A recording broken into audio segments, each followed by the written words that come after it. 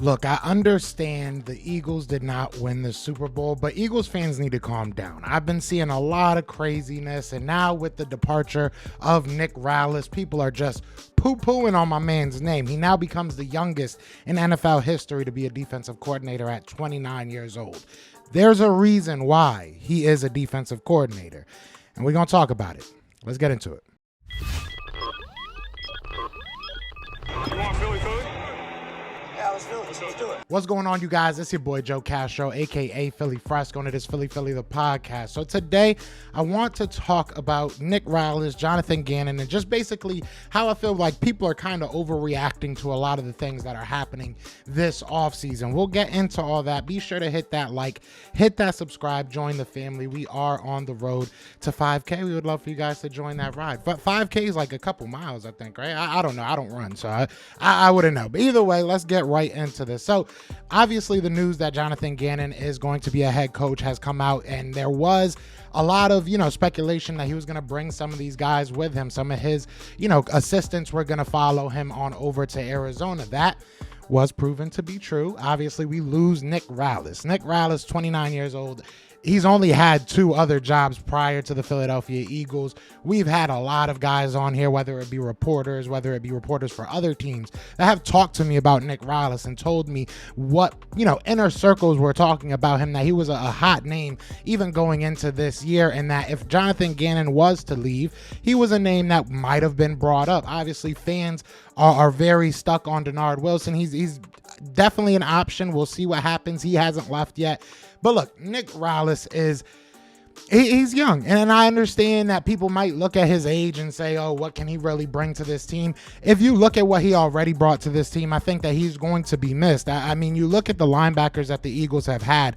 Alex Singleton went on to Denver, had a great year, but when he was with us, he had over 100 tackles. TJ Edwards now 2 years in a row with over 100 tackles. You go back to his time with the Vikings, he had, I think it was Michael Kendricks and Eric, I forget what the other guy's name is, but they had over 100 tackles each, 3 interceptions each, over 5 deflections.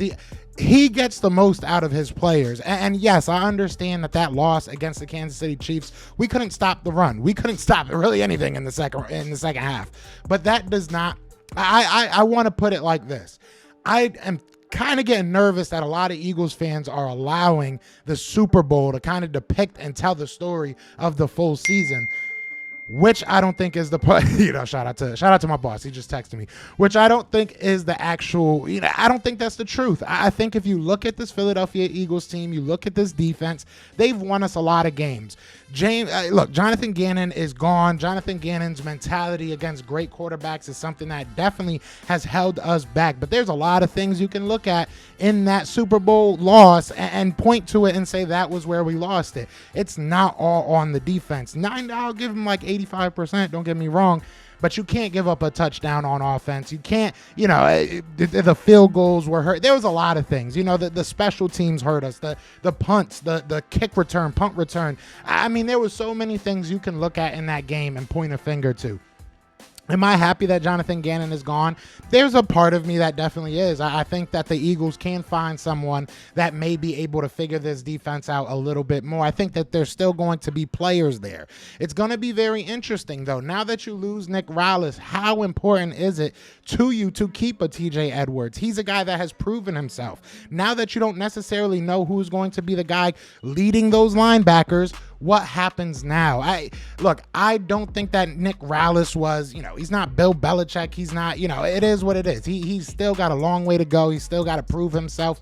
But the notion that good, I've seen that a lot. I've seen like people saying that this guy's leaving good, everybody can go. It's not a fire sale. We lost in the Super Bowl by 3 points. The defense didn't play well.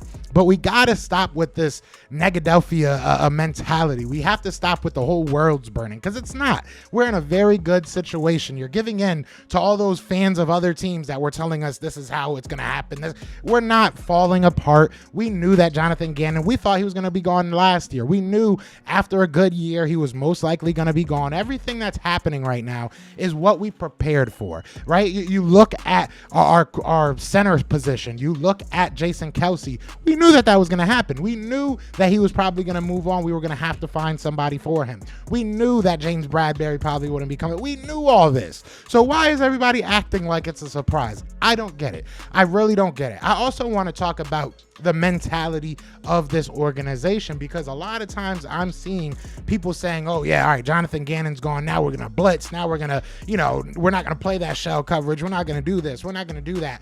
If you listen to Nick Sirianni's final press conference with Howie Roseman, I think he all but said that these are organizational ideals. This is what the organization wants to do. This is what Nick Sirianni wants to do. So a lot of what Jonathan Gannon did is going to be asked of the next coordinator. And he went as far as saying that there are going to be requirements for the job when he brings a defensive coordinator on. He also said he's going to let the guy coach. But how much does that really mean? How much does that really mean? Especially, he did say he's not going to be calling plays, so he's still going to be overseeing everything. At the end of the day, Eagles fans, we have to understand we need the players that are going to play in this system. The defensive line carried us a lot of this year. The defensive line carried us. It is what it is. The secondary was very good. Slay, I think, kind of slowed down towards the middle end half of the season.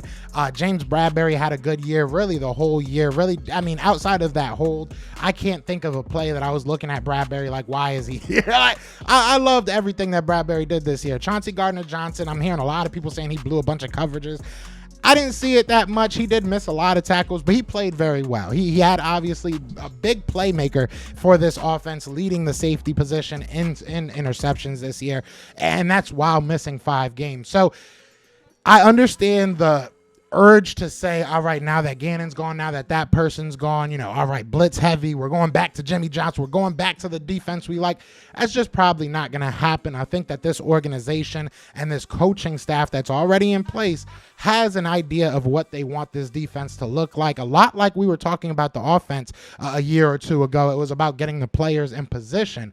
I think the Eagles now have a full slate, a clean slate. They see who kind of fit, who didn't fit, and we go from there. There's a lot of positions, yes, that we are going to have to retool, but this is not a defensive rebuild. We are going to go back out there and just strap back up, just retool, get your guys, and go right back to work. I just think that the Eagles fan base needs to calm down just a little bit, just a tad. Let's let things play out. I think that we'll get a good defensive coordinator, and when we do, I think more questions will continue to be answered. But the one question I have, and I'm going to leave this here for the comments, you guys let me know how you're feeling.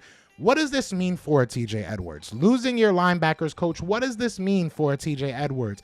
Obviously had his best years under, Nick Rallis. So does this make him a little less of an attractive option? Is he a guy that maybe in the offseason he's going to be looking at an Arizona contract? Who knows? We don't know, but that's something I want to keep my eye on. I want to see what you guys think about that. Is TJ Edwards more important now because he's a proven guy, or is he a little bit less important because the guy that was coaching him and brought the best out of him is no longer here? You guys let me know in the comments, but I just wanted to get this out really quick. But yeah, let me know what y'all thinking. Other than that, y'all know what it is. Fly, Eagles, fly. And we are out here. Peace! Eagles fans everywhere, this is for you. Fly, Eagles, fly. On the team, touchdown. Time to get Jalen this ring. You don't really want to start a thing. This a bird game nation, baby. It's a Philly thing.